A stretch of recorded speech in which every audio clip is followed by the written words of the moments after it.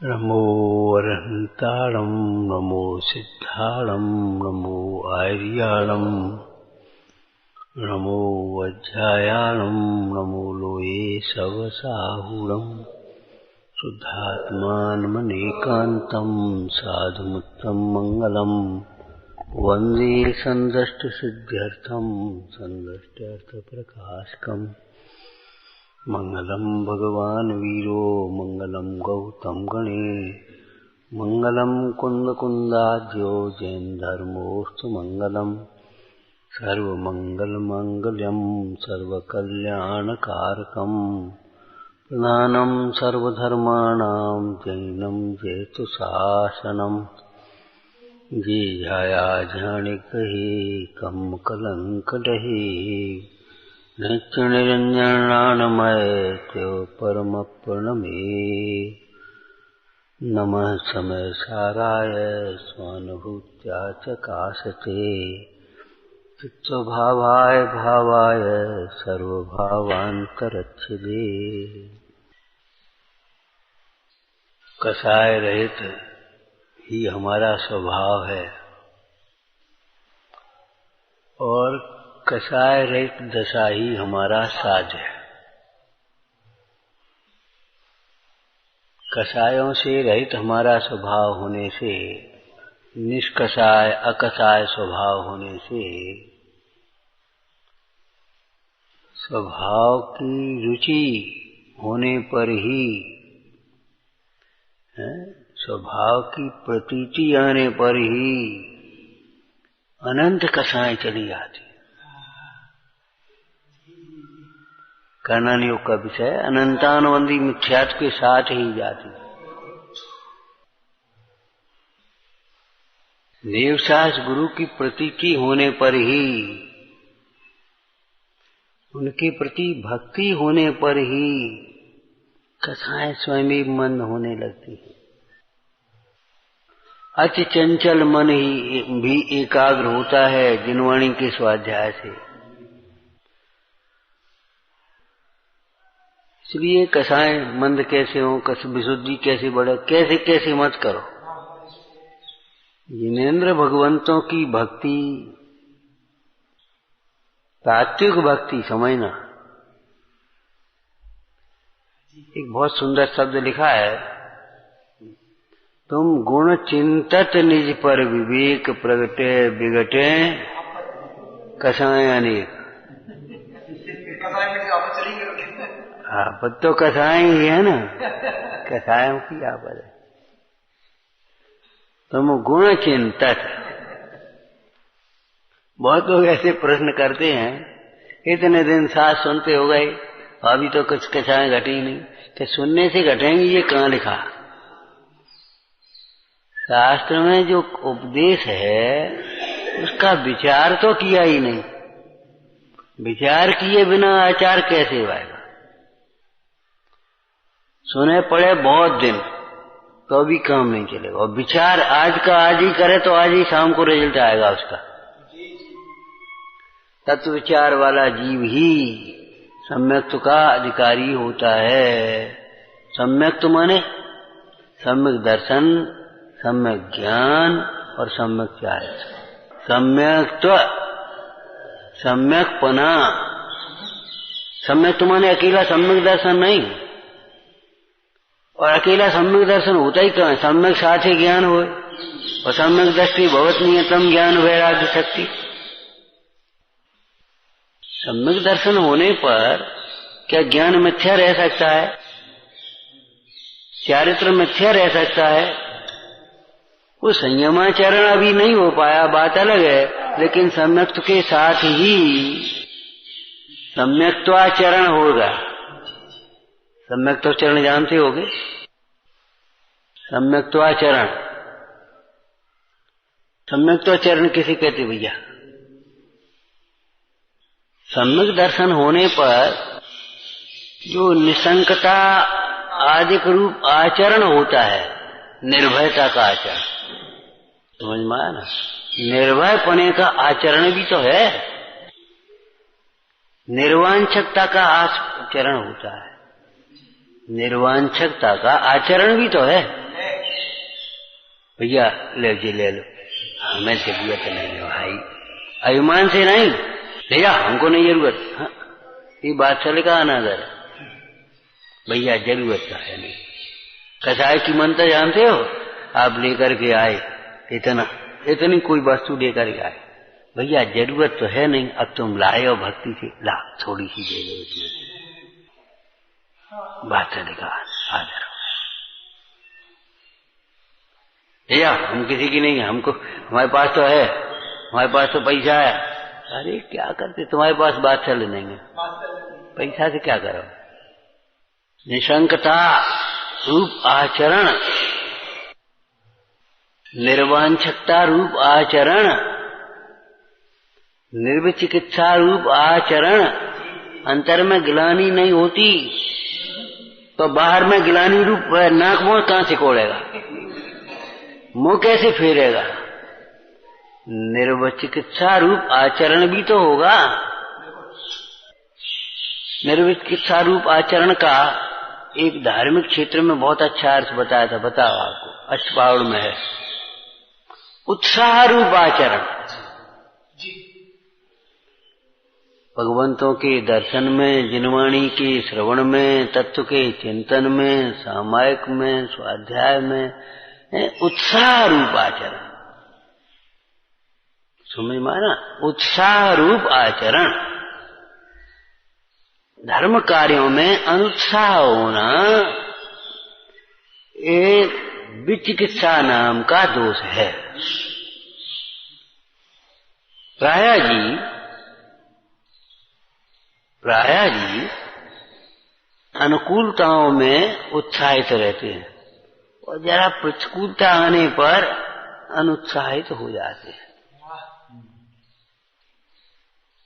किसी ने योग्य सम्मान आदि नहीं किया, योग्य व्यवस्था नहीं बन पाई, छोड़ो अब कभी नहीं आएंगे, बेकार है। अपन ने कोई विधान किया या कोई कार्यक्रम किया धर्म का, लोग यथा ज्यादा सहयोग नहीं कर पाए, नहीं आ पाए, भीड़ नहीं हो पाई कुछ, अरे बेकार है, तमाम पैसा लगा, कोई मतलब नहीं है, अपन करेंगे ही नहीं। आप विचार करो, व्यापार में कभी घाटा होता है तब ऐसा विचार करते हो,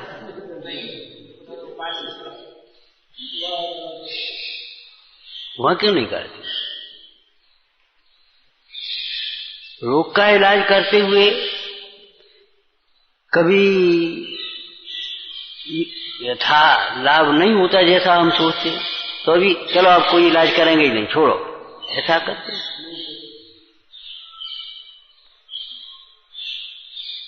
धर्म क्षेत्र में हमें ये अनुत्साह क्यों आ जाता है, जरा छोड़ो अब कुछ नहीं करना। तो उत्साह रूप आचरण, अमूर्ता दृढ़ता रूप आचरण, आचरण है ना, सम्यक तो आचरण। अकड़ अलग है, दृढ़ता अलग है। किसी ने कोई तर्क दिया, कुतर्क, जगत के जीवों के नाना प्रकार के क्या शब्द है,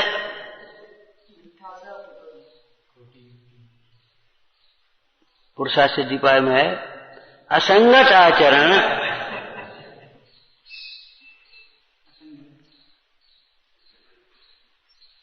नाना प्रकार की कुतर्कें देख करके, कुप्रवृत्तियां देख करके भी ज्ञानी जीव अपने श्रद्धान से चलायमान नहीं होता, अपने नियम से चलायमान नहीं होता। देखो पुरुरवा भील, एक खजरसार भील का भी आता है कौए के मांस के त्याग का, और बीमार हुआ तो वैद्य आए सो उसने वही मांस बता दिया।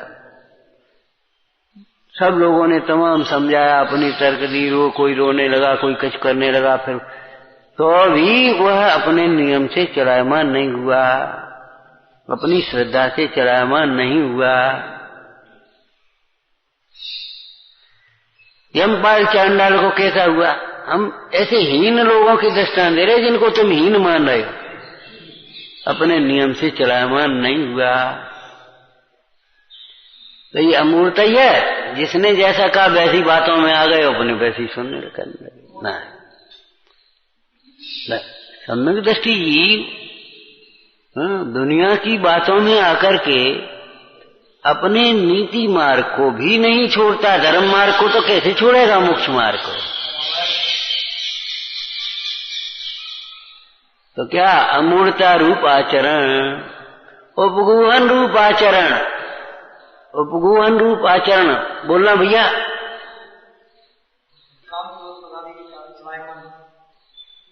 ये तो स्थिति भैया, उपगुहन रूप आचरण बोलो, बोलो। दूसरे के दोष मन में भी नहीं लाता, मन दोष बाधनते हैं।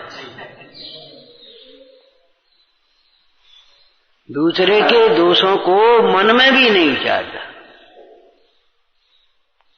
वचन से नहीं कहता, और काया से तो कोई बात ही नहीं। माने उन दोष शावकाचार्य जी में लिखा, दोष सांचे भी अगर हो देखने में आए तो भी उनका उपगुहन करता है, झूठा दोषारोपण तो करता ही नहीं। दूसरा पक्ष बोलो उपगुहन रूपाचरण का, दूसरे के गुणों के प्रति चुप नहीं रहता, मध्यस्थ नहीं रहता, योग्य प्रशंसा करता, अनुमोदना करता। दूसरे के दोषों को प्रति निंदा नहीं करता, उपगुहन करता है। उपगुहन कैसे करेगा बोलो? सेठ ने क्या कहा था, नहीं ये छत्र तो हमने ही मंगाया था, उनमें नहीं था। उपगुहन करने का मतलब ये है उनको निषेधता है, नहीं ऐसा नहीं है। सुन लेता है, सुनते रहता है, चुप रह जाता है, ऐसा नहीं। दूसरे के दोषों को कोई अपन से कहे, अपन तो नहीं कहेंगे, लेकिन दूसरा अपन से कहे तो उनके प्रति चुप नहीं रह जाता, निषेधता है, नहीं ऐसा नहीं है, ऐसा मत कहो। समझ में आया ना? तो दूसरे के दोषों को निषेधता है व्यवहार में।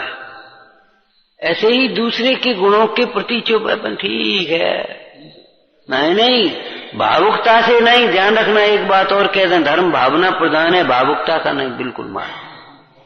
बिना सोचे समझे चाहे किसी की प्रशंसा, मिथ्या प्रशंसा करने लगना, ये ठीक नहीं है।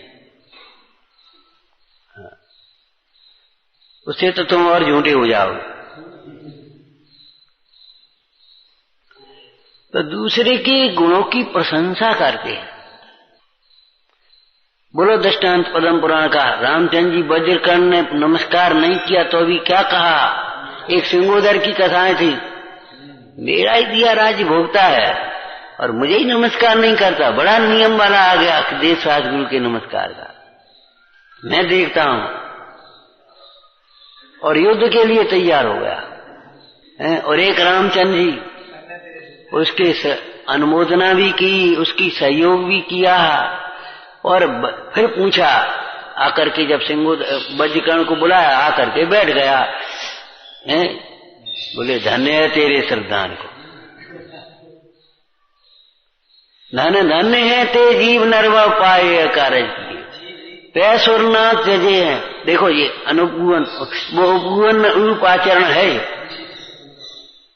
धर्मात्माओं के छोटे छोटे गुणों की भी प्रशंसा करते हैं, बड़े बड़े दोषों का भी उपगुहन निंदा नहीं करते हैं, अपने दोषों की आलोचना प्रतिक्रमण करते हैं, अपने गुणों का उपगुहन करते हैं, लघुता करते हैं। ये सब उपगुहन अंग में है। क्या अपने गुणों की कोई प्रशंसा करे तो अरे भैया हम कहाँ प्रशंसनीय, तो वे मुनीश्वर हैं, प्रशंसनीय तो उनका ज्ञान है जिस ज्ञान में ही मग्न रहता है, हमारा क्या ज्ञान है, कुछ तो नहीं है। माने दूसरे के दोषों को निषेध देने की प्रयत्न करेगा, अपने गुणों को निषेधने का। निषेधने का मतलब नकारने का नहीं, ये नहीं है भूल जाए,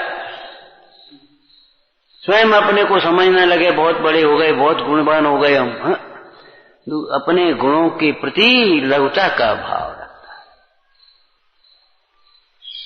थोड़ा बहुत है भी तो ये सब जिनवाणी का प्रसाद है, गुरुदेव का प्रसाद है, भगवंतों का प्रसाद है। हमारा क्या है इसमें? ये तो लौकिक में तुमने सुना, कहो भैया कैसे हो, आपकी कृपा है। ये नहीं है क्या? ठीक है, और कैसे है? खूब अच्छा धंधा चल रहा है, खूब मेहनत भी कर रहे हैं हम। नहीं, आपका आशीर्वाद है, आपकी कृपा है। ये क्या है? एक उपगुण नाम का ही गुण समझना चाहिए। मतलब ये है कि श्रेय दूसरों को और दोष काम बिगड़े तो गलती हमारी अपनी। ये उपगुण रूप आचरण, स्थितीकरण रूप आचरण, अपनी परिणति यदि अपने स्वरूप से यदि का चला ही रही है, चला है माने, तो अपनी परिणति को तत्व विचार के बल से, अपने उदय का विचार करके, अपने भवितव्य का विचार करके, संसार से भोगों का स्वरूप विचार करके अपनी परिणति को स्थिर करना। कभी प्रतिकूलताओं में तेरी परिणति में नाना प्रकार की वृत्तियां आएंगी, अनुकूलताओं में अभिमान आदि आएंगे। अपनी प्रति को निश्चित करना, विचार करो, विचार करो उन महापुरुषों का, परम पुरुषों का। परम पुरुष माने वीतरागी, अनंत परिवेश्वर, और महापुरुष मुनीश्वर आदि। कल कहा था ना, महामंद कथा ना, महाक्षमावान, कितनी क्षमा जिसका कोई अंत नहीं। मरभूति की लोक व्यवहार में स्थूलता से दसियों भावों में कोई गलती नहीं स्थूल रूप से, और तो भी कमठ के प्रति क्षमा भाव, क्षमा भाव, क्षमा भाव, क्षमा भाव, क्षमा भाव, क्षमा। कैसी क्षमा? महाविनयवान, महासरल, मन का दोष, स्वप्न का दोष भी आकर के गुरु के चरणों में निवेदन करके उसका प्रायश्चित करते।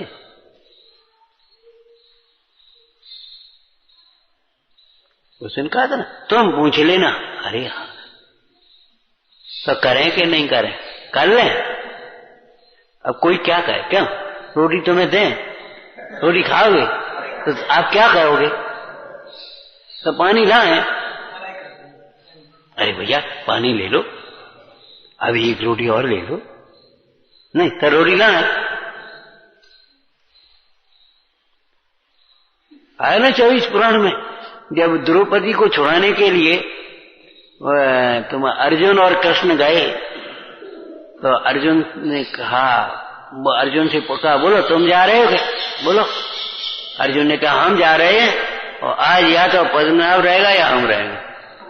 कृष्ण ने कहा रहने दे, पहुंच गए तो हम जा रहे हैं और आज पद्मनाभ की खैर नहीं है। द्रौपदी आज मुक्त होगी।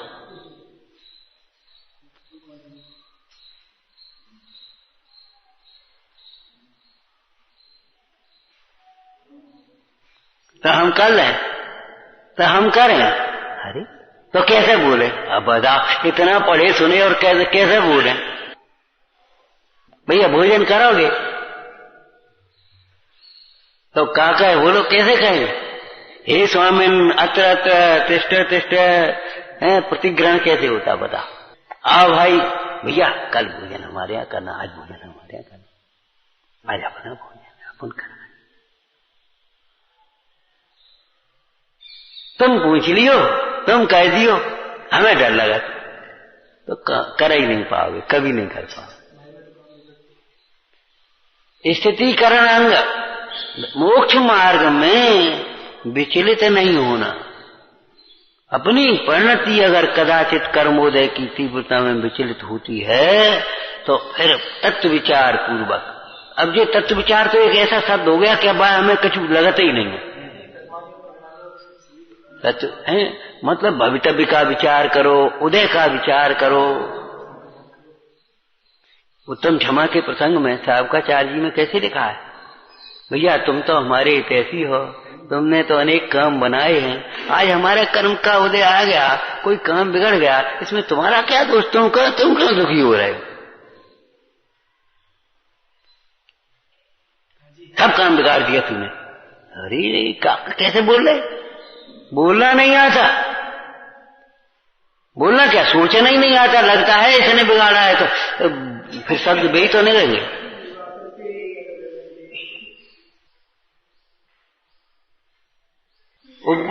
वात्सल्य रूप आचरण और प्रभावना रूप आचरण, वात्सल्य रूप आचरण बोलना, मन वचन का, हम तो व्यवहार की चर्चा कर रहे हैं अभी। बोलो वात्सल्य रूप आचरण, परमात्मा के प्रति ये विचार करना, ये अपना ही तो है, अपना स्वभाव लाना। जैसा ये लड़का अपना है, ये पिताजी अपने हैं, अब क्या करें, जैसे हैं तैसे हैं, अपन को सेवा तो करना ही है, अब कहाँ जाएंगे बुढ़ापे में? तुम जाओ, निकल जाओ यहाँ। क्या करते हो तुम यहाँ, कैसे करते हो? ये इनके प्रति ऐसे बोल रहे हो, पिताजी के लिए कह रहे, अब क्या करें, जैसे हैं तैसे हैं। विचार तो करो। अबे तो पिताजी है, अब तो ये साधर्मी है।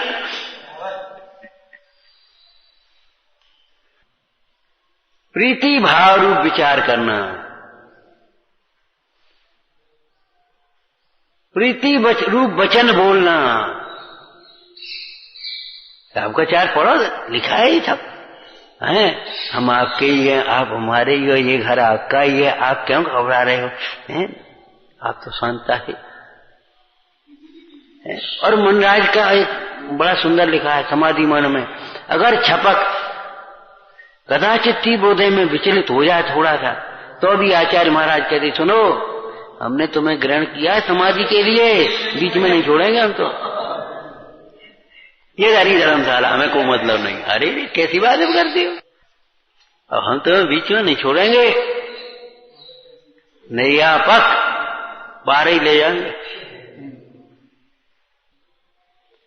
तो वात्सल्य रूप आचरण माने वात्सल्य रूप अंतरंग में, निश्चय में तो निर्विकल्प है, स्वभाव के प्रति परम प्रीति, और व्यवहार में मन वचन का आधा।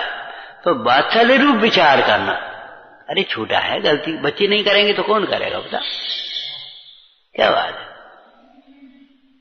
अब वो शरीर की असक्ता में ऐसा होता है, कोई बात नहीं है, हो जाता है, और निकल गई तो निकल गई मुंह से, तीव्र हृदय में हो जाता है, कोई बात नहीं। माने मन में यो ऐसा विचार मत करो जिससे वात्सल्य का घात हो। वात्सल्य रूप आचरण माने वात्सल्य रूप विचार और वात्सल्य रूप वचन बोलना।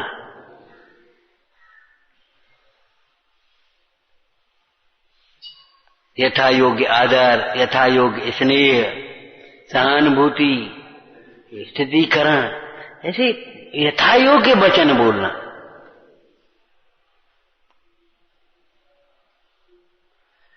और यथा योग्य वचन ही नहीं, यथा योग्य व्यवहार करना, मतलब यथा योग्य व्यवहार करना। प्रतिपत्ति यथा योग्यम, ये क्या है? सम्यक तो आचरण की चर्चा चल रही। ये 8 अंग, वात्सल्य रूप आचरण और प्रभावना रूप आचरण। बोलो प्रभावना रूप आचरण का, अपने ज्ञायक भाव को उत्कृष्टपने भाना, खूब बहाना मन। बाई को विचार कर बाई में मगन हो जाए, बाघ को विचार कर बाई में मगन हो जाए, बाई को विचार कर बाई में मगन हो जाए। ऐसे अपने ज्ञायक भाव को उत्कृष्ट रूप से भाना। परमार्थ हो गया, निर्विकल्प भावना परमार्थ हो गई, और सविकल्प रूप भावना ये व्यवहार हो गया। और चलो परम बीतराग दशा की भावना भाना। देखो प्रभावना का रूप बताते, मम परम विशुद्धि भवतु आत्मा में को स्तुना। देखो ये प्रभावना समझ में आई कि नहीं? क्या आत्मा में को स्तुना, हमें तो एक आत्मा है, हमें तो पूर्ण दशा ही चाहिए, साधे अनंत। प्रभावना रूप आचरण हमारे प्रभावना रूप विचार करना। अकलंक निकलंक छोटी सी उम्र है। वो उस समय बौद्धों का शासन, जैनों के प्रति अनादर भाव, अत्याचार, सोचते हमारे धर्म की प्रभावना कैसे हो, कैसे प्रभावना हो, विचार करो। पहले तो हम समझेंगे, ज्ञान करेंगे, तो बौद्ध शाला में पढ़ने गए, बौद्ध दर्शन देखें तो ये कहते क्या है, कैसे उसका फिर खंडन कैसे किया जाए, तभी तो कर पाएंगे। और जैन दर्शन का भी खूब अध्ययन किया, और उसके बाद जरा सी चूक मैं आपको बताया था ना अकलंक की, वो अकलंक का था, पढ़ लेना। जरा सी चूक हो गई, क्या हुई चूक बताओ? पूरा समय निकल गया और थोड़ा सा समय रह गया, और शायद बाद का वो भूल गए अध्यापक, और उन्होंने शुद्ध कर दिया। देख कैसा मजा आता है। ज्ञान का प्रदर्शन करने की कभी कोशिश मत करना।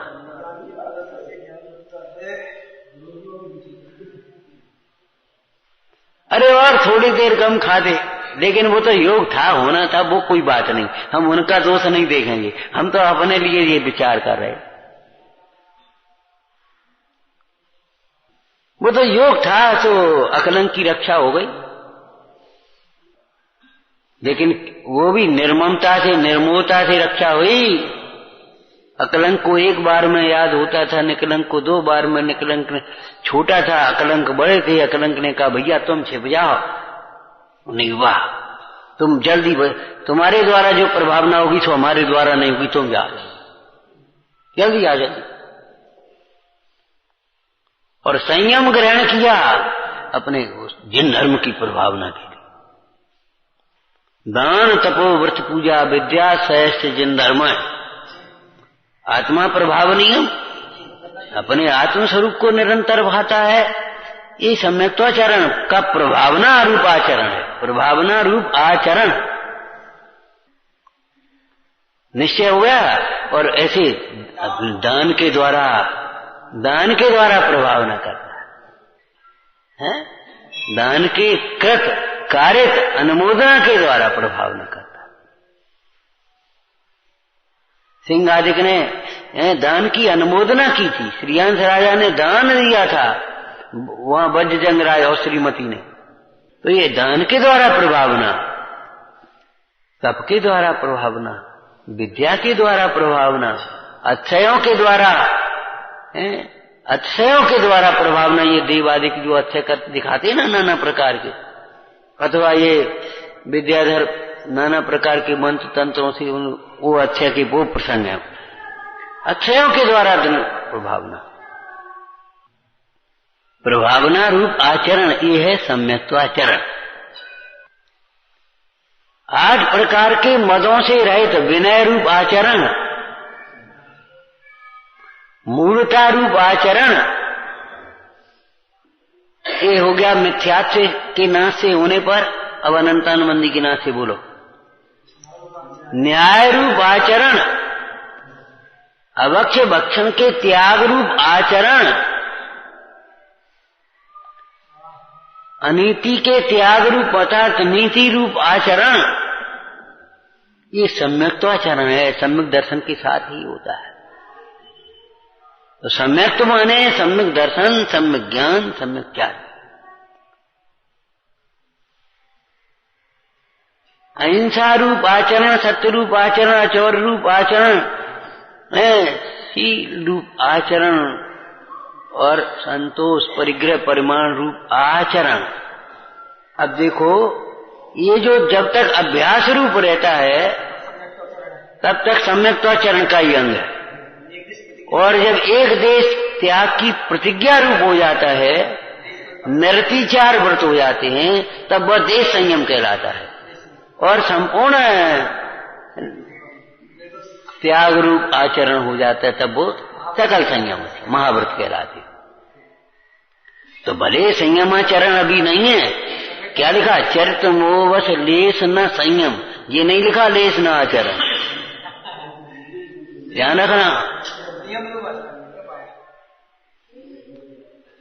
हम उसको एक दृष्टांत दे देते कभी कभी। देखो, बालक गर्भ में आया उसी समय तो जन्म हो गया शास्त्र विधि से।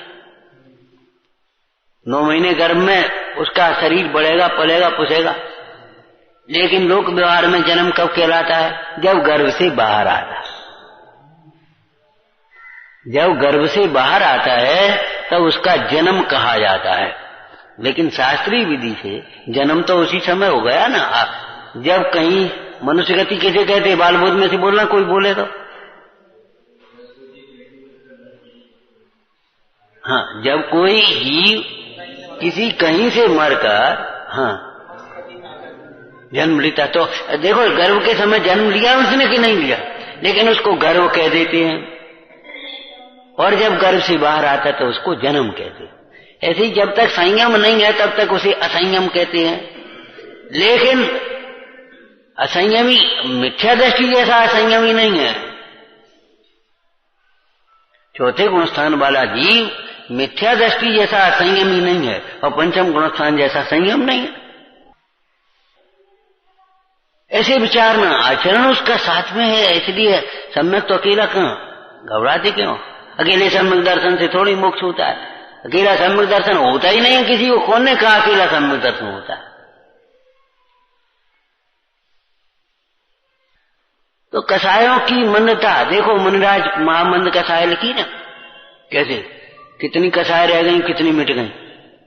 अनंतानवंदी तो मिट गई, अप्रत्याख्यान मिट गई, प्रत्याख्यान मिट गई, संजलन रह गई। उसका दृष्टांत बताना, पानी की लकीर के समान।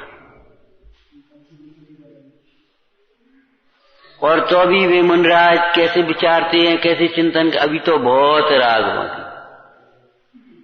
और ये जरा जरा से अब तो हमने सब छोड़ दिया। वो हम कसाय तो वो तो मिट गई, कसाय छोड़ेंगे हमारी? ये हमारी कसाय छोड़ेंगे? बता क्या कहते हो? ये हमारी कुटेव है अनादिकाल की। जैसे बहुत से लोग कपड़े बहुत दिन में धोते, या ये कपड़ा मैला हो गया, अरे कहाँ मैला होगा, वे तो 1 महीना हो, अरे तो 1 महीना हो। जब बिल्कुल ऊपर दिखाई देने लगे, चिपकने लगे, तब कहे हाँ मैल हो। लेकिन स्वच्छता प्रिय लोग कैसे होते हैं? ऊपर से मैला नहीं दिखता और उनका धुलने लगता है, मैल हो जाए। ऐसे ही ऊपर से मलिनता नहीं दिखती, परिणामों से कोई बाहर में मलिनता नहीं आई, किंचित विकल्प बाधिक हो गया, मन की मलिनता हो गई, अनुत्साह हो गया, बस समझ लो वो दोष समझ में आ गया। एक बात कही थी आपको, सम्यक दृष्टि जीव को अपनी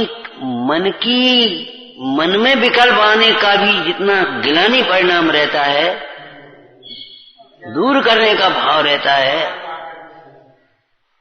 मिथ्या दृष्टि मोही जीव को अथवा तीव्र कसाय वाले जीव को बाहर में स्थूल दोष का भी इतना,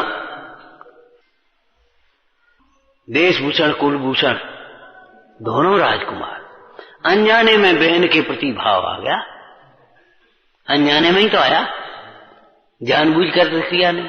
तो अनजाने में भी दोष आ गया तो कैसा भाव? उसका प्रायश्चित किया कि अब दीक्षा ग्रहण करेंगे, अब सारी जितनी भी स्त्रियां हैं उन सबको बहन समान ही समझेंगे। और हमें क्या पता होती, हमें क्या पता थी। माने अज्ञानी जीवों के, तीव्र कसाय वाले जीवों के जानबूझ करके जो दोष उत्पन्न होते हैं उनके प्रति भी वैसी ज्ञानी नहीं होती, जानबूझ करके।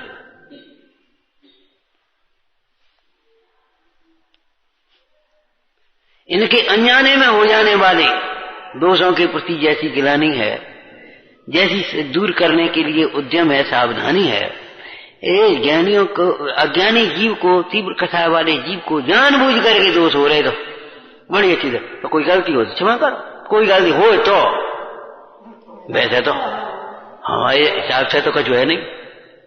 बता उस दिन भैया अपन बैठे थे वहां बहनों में ऊपर, हमारी गलती कहा यही समझ में नहीं आ रही। हो भगवान, हमने कहा ये आराधना का मार्ग क्यों ग्रहण किया तुमने?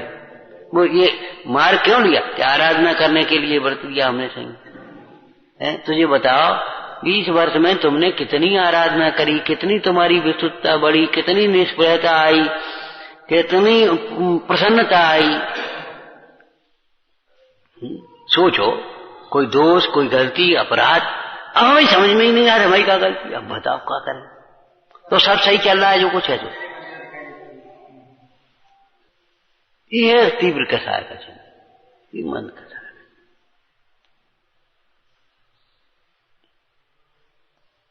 यहां तुम बीज डाल दो, कछु नहीं होना, चिड़िया चुंग जाए या बैठो जरूर है। और अगर नरम भूमि होगी उसमें बीज है तो अंकुरा आएगा उसका। ऐसे कसायों की तीव्रता में जो कदाचित जीव सुन भी ले, भगवान का दर्शन कर भी ले, कोई गुरुजनों की संगति मिल भी जाए तो उसको कुछ लगता ही नहीं है, कछु नहीं, ठीक है, वैसे ही चलता रहता है। और कसाय की मंदता हो तो जरा सा सुने उसके ऊपर विचार चलता है, और विचार चलता है तो उसका आचरण होता है, एक त्याग उपाधि का। जो बात हम सुनते हैं, पढ़ते हैं, उसका विचार नहीं चल पाता है और परिणति हमारी बदलती नहीं है, इसका कारण कसाय की तीव्रता है। ये समझ, ये बात अलग है कि मंदता इतनी हो कि पता नहीं पड़े। एक दिन में बच्चा कितना बड़ा हो गया मालूम ही नहीं पड़े, कुछ बड़ा हो तो साल भर मारे तुम तो बहुत बड़े हो गए भैया। लेकिन एक एक क्षण में ही तो बड़ा हुआ है। ऐसे एक एक क्षण में अपनी परिणति निर्मलता की ओर बढ़ गई। कसायों की तीव्रता को प्रमाद कहते हैं। कसायों की तीव्रता में प्रमाद होता है, कसायों की मंदता में पुरुषार्थ चलता है, ये समझ लो। इसीलिए विशुद्धि को पात्रता कहा। लेकिन ध्यान रखना, तत्व विचार पूर्वक, तत्व के निर्णय पूर्वक विशुद्धि होती है, तब वो पात्रता बनती है। अथवा तत्व का निर्णय करने के लिए जब सामने विनय है और जिज्ञासा है तब पात्रता है, विशुद्धि है। अगर कसाय की तीव्रता है तो सामने वाला जाए कोई भी कितना ही सुंदर उपदेश दे तो वो उसको लगता ही नहीं है कि कछु कह रहे, कछु ठीक है कह रहे हो कहा। जैसे पत्थर पर बीज नहीं उगता, कठोर भूमि में, जली भूमि में, ककरीली कंकड़ पत्थर वाली भूमि में कहां। ऐसे ही हमारे चित्त भूमि में जो अंकुरा नहीं आता धर्म का, ये कसायों की तीव्रता का चिन्ह समझ लेना चाहिए। और इस उपदेश को कहकर के एक लाइन और बोली थी, बोलो, ऐसी कसाय की तीव्रता अपने में हो तो दूर करना, औरों की तीव्रता देख देख करके अपने को मंद कसाय वाला मत मान लेना। प्राय जी दूसरों की गलती कहकर के अपने को सही सिद्ध करना चाहते, ये गलत व्यवस्था है। दूसरों की गलती बता करके अपने को सही सिद्ध करना चाहते हैं, नहीं भाई, दूसरों की गलती से तेरे सही कहां से हो गया ये बता।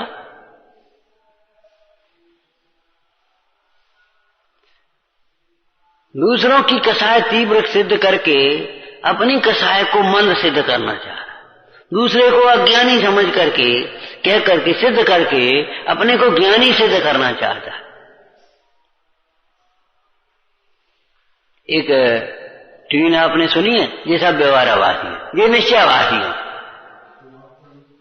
तो तुमको इनके व्यवहाराभास से, इनके निश्चयवाद से तुम क्या सम्मति हो गए क्या? ये कैसे हैं? अरे भगवान आत्मा देखो, भूला भगवान देखो। और अगर निश्चयवासी तुम्हें लग रहे हैं तो व्यवहार की प्रधानता से उपदेश दे दो, समझा। व्यवहाराभासी दिखते तो निश्चय की प्रधानता से उपदेश दे करके समझाओ। अगर तुम्हारी ताकत है, तुम्हारी विशुद्धता है तो, और नहीं तो भाई उनके प्रति मादे स्वभाव रख करके अपना हित तो करो। और हम तो भैया दोनों को मानते हैं, भले आदमी व्यवहाराभासी नहीं हो जाओगे आकर के। दो मोक्ष मार्ग मान लिया या दोनों को उपादेय मान लिया, दोनों को अब व्यवहाराभासी नहीं हो जाओगे तुम। व्यवहाराभास छोड़ने जाएगा, अरे नहीं, व्यवहार का पक्ष लेकर के व्यवहार को निश्चय को छोड़ेगा तो व्यवहाराभास जबरन आ जाएगा, और निश्चय का पक्ष लेकर के व्यवहार को, भूमिका के योग्य व्यवहार को छोड़ने जाएगा तो निश्चयभास आ जाएगा, और दोनों का समन्वय करने जाएगा, जोड़ तोड़ करेगा, लेकिन कर तो मन कसाय से रहा है अपने को, तो अव्यवहास खराब हो जाएगा। और बताओ कसाय की तीव्रता और मंदता, थोड़ी सी और कह दो, आज ये विषय चल गया तो चल जाएंगे। विषयानुराग है वो कसाय की तीव्रता में होता है, भले मंद भी होता है, वहां भी मंद तीव्र।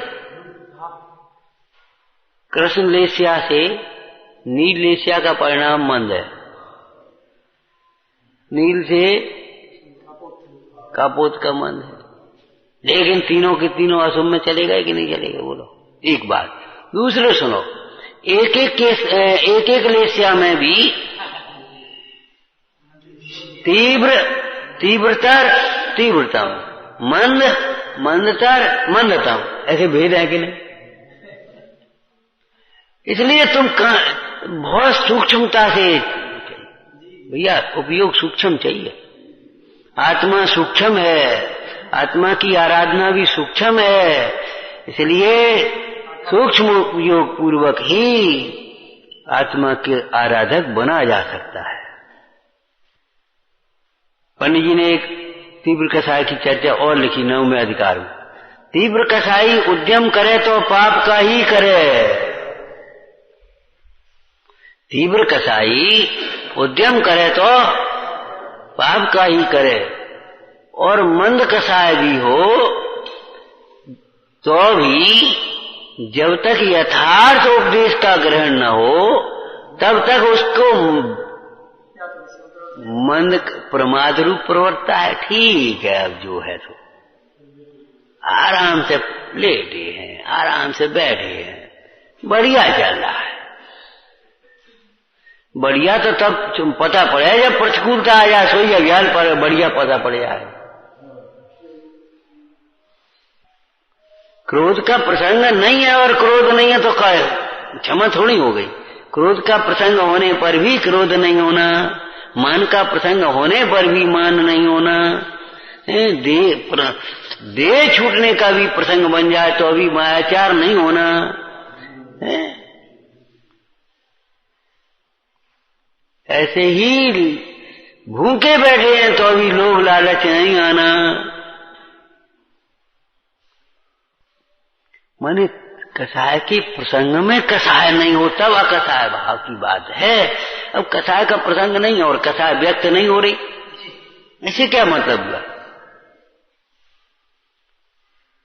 तो तीव्र कसाई उद्यम करे तो पाप का ही करे, तो भोगों का विचार, विपरीत तत्वों का भी विचार करे तो विपरीत विचार, ये सब कसाय, ऐसे ही वचन और चेष्टाएं, ये सब तीव्र कसाय के लक्षण समझ लेना चाहिए। तीव्र कसायों में आर्त रोदर ध्यान होते हैं प्राय। आज तो चर्चा हम दूसरी कर रहे थे कि देखो शुद्धात्मा अकसाय स्वभाव वाला है, इसलिए शुद्धात्मा की रुचि होते ही अनंत कसाय चल जाते। अरे शुद्धात्मा के आराधक महापुरुष परम पुरुषों के दर्शन करने मात्र से कसाएं मंद होती हैं, उनकी संगति से कसाएं मंद होती हैं। जिनोपदेश का बारंबार विचार करने से कसाएं मंद होती हैं। कैसे कैसे, अब इतना सुनेंगे तो बता कैसे मानो, तो क्या करें तो क्या करें। अब जिस सबरी बेकार हो गई, ये अभिमान है, ये भीतर घुसने नहीं देता। आएंगे और आकर खड़े तो बताओ क्या करें, तो कह तो रही थी, अब क्या कहें, दोबारा क्या कहें, कह तो रही थी।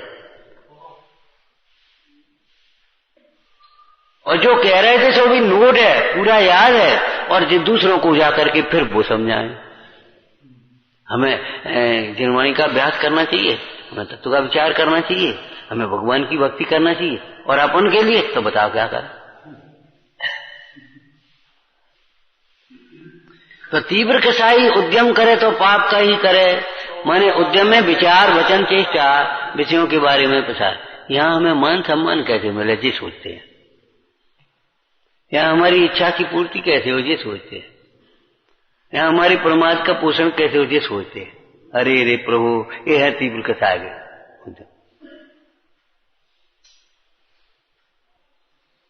और तात्कालिक प्रसंग में क्या चली थी, जिनाज्ञा भंग करके अपना कार्य सिद्ध करना चाहता है। 7वें अधिकार में एक और चर्चा लिखी संवर तत्व की भूल में, समितियों के प्रसंग में। दूसरे जीवों की रक्षा करने मात्र के प्रयोजन सहित समितियों को नहीं पालते मुनीश्वर। अत्यंत मंद कसाय होने से किंचित गमनादिक प्रयोजन होते, गमनादिक कार्य होते ना, गमनादिक गमन या समिति, बोलना भाषा समिति आएगी, आहार आदि लेना ऐसा समिति, आदान निक्षेपण समिति, उठाना रखना उपकरण आदि का, और प्रतिष्ठापन समिति। तो तीव्र कषाय का भाव होने से, मंद कषाय होने से दूसरे जीवों को पीड़ित करके अपना गमनादिक प्रयोजन सिद्ध नहीं करना चाहते, इसलिए स्वयमेव दया पलती है। देखो ये मंद कषाय।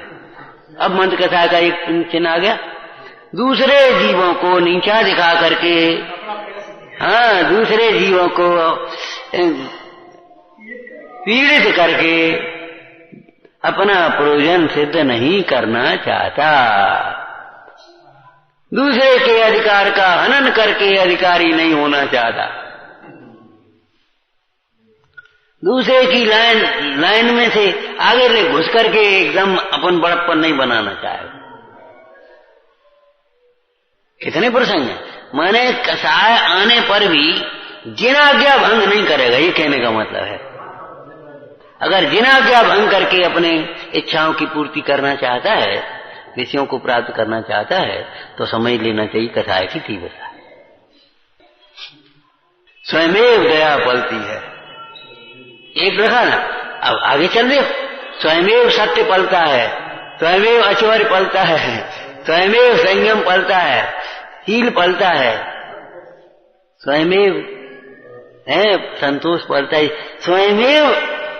स्वयमेव माने टाल टूल की बात नहीं, अपने आप हो जाएंगे अपने आप, है ना। स्वयमेव माने बिना जोड़ के, बिना कृत्रिमता के, स्वभाव की आत्महित पर दृष्टि होने पर, आत्म स्वभाव की भावना होने पर स्वयमेव होती है। तो स्वभाव की रुचि होने पर अनंतानुबंधी चली गई, और स्वभाव की भावना से ही अप्रत्याख्यान जाएगी, स्वभाव की भावना से ही अप्रत्याख्यान जाएगी, और स्वभाव में लीन होने पर ही संजल कसाय चली जाएगी। अकसाय स्वभाव के आश्रय से ही समस्त कसायों का अभाव सहज पने होता है, स्वयमेव होता है, होता समय पर है भाई, होता समय पर। तुमको एकदम हो जाएगा तो भी समय पर होगा। योग्य भूमि में योग्य रीति से बीज बोए जाने पर भी, उसकी योग्य समय में सिंचाई निदाई आदि सब करने पर भी फसल तो बीज समय पर ही आएगी, जल्दी नहीं आ जाएगी। जल्दी ना आने पर ये मत सोच लेना सारी मेहनत बेकार है। बड़ा धैर्य चाहिए, बड़ा धैर्य चाहिए। ओम नमः।